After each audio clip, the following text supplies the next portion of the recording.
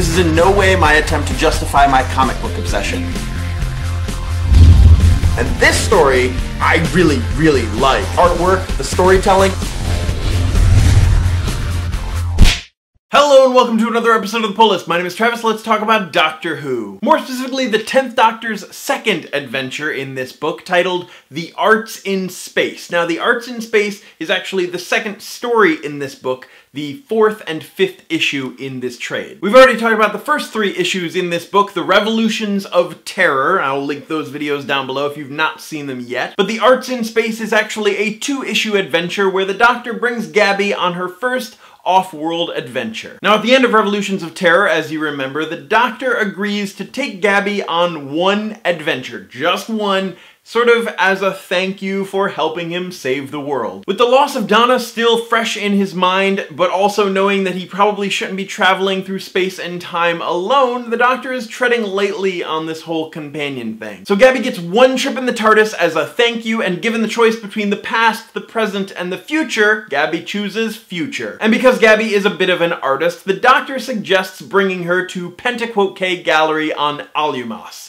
I am probably butchering those alien world names. And upon landing, Gabby is immediately transfixed on the look and feel of this alien world. All the while, the Doctor gives off his whole, oh yeah, I know all about this place, I'm the Doctor sort of vibe. So to counteract the Doctor's very casual nature about this alien world, Gabby does something in the comic that would probably be a little difficult to do in the TV show. Gabby draws doodles and pictures and writes down her experiences in a diary of sorts for her friend Cindy back home. Gabby does these doodles of little alien creatures and compares them to animals back on Earth. And in the actual gallery, Gabby sees many art styles, some alien, some futuristic, and some that are familiar to her. The Doctor wants to show Gabby some sculptures created by his friend Zay, who they are there to see. This is Zay's gallery. And Zay sings these sculptures, these works of art, into existence using mathematics. But when they get to the room where the sculptures are supposed to be, they find the room very empty. The curator tells them that Zay had removed all of the sculptures from the planet and then transported them all to the planet's moon nearly a century ago. Luckily, there is a space elevator from the planet to the moon, and the elevator is able to recognize the Doctor based on his DNA and allows him and Gabby transport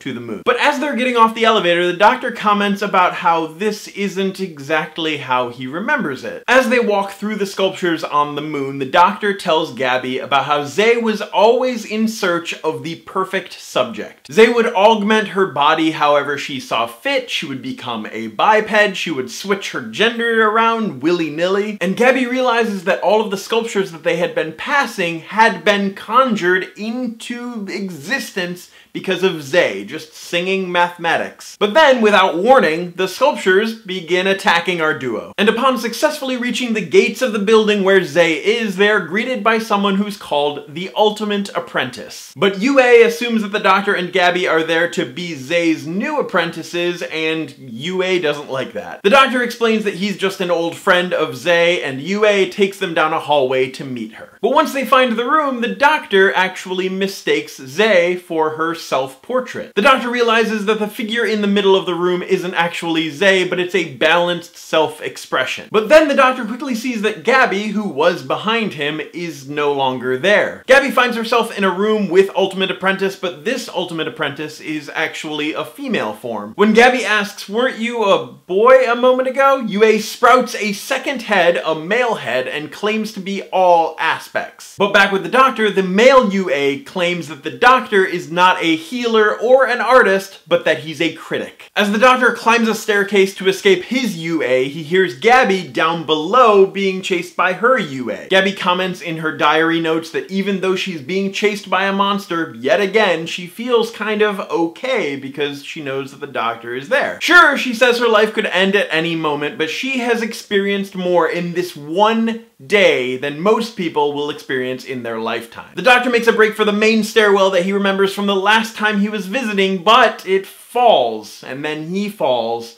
and it becomes this sort of infinite staircase. And that, my friends, is where part 1 ends. But I'm not cruel. Let's talk about part 2. So as the Doctor is falling, he figures out that this is probably just an illusion and that he doesn't believe that it's an infinite stairwell. The Doctor reaches out with his hand and with his mind and grabs a rope that just appears out of nowhere, and UA exclaims, "That's impossible!" But the Doctor is more confused as to how UA is able to recreate these things out of nothingness. Because he has Zay's powers, but Zay was never this powerful. And then UA turns into a dragon.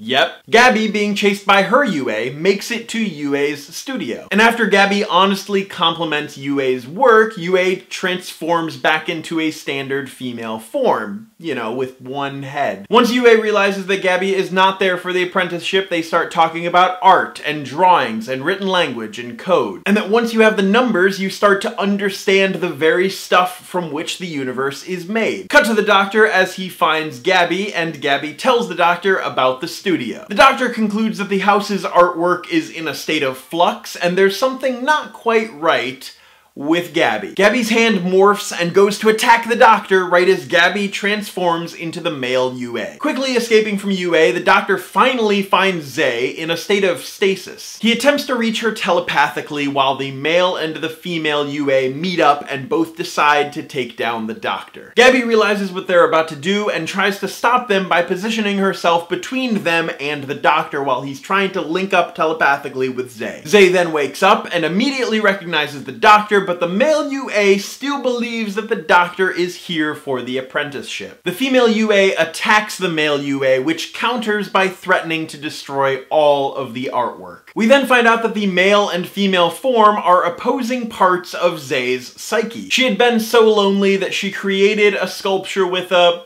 bit of artificial intelligence. However, in doing so, she accidentally created the physical manifestation of her own self-doubt. Oh, and it's also important for me to note that during the chaos, Gabby was subconsciously creating mouths that were just floating around in the air, just created out of nothing. Zay comments that Gabby may have a bit of residual abilities to create because of what had happened, but that those abilities would fade over time. And then Zay offers Gabby the role of her apprentice whenever she gets tired of traveling with the Doctor. Which is an interesting comment because Zay assumed that Gabby was the Doctor's full-time companion, and that the Doctor would always want to keep Gabby by his side. Zay was unaware that this was a one-off thank you trip for Gabby. However, intrigued by her actions, the Doctor tells Gabby that maybe she should stick around for a little while on the TARDIS. And that's where the story ends. Gabby continues to be a companion for the 10th Doctor for at least a little while longer. I know that Cindy will eventually have some interactions with their adventures.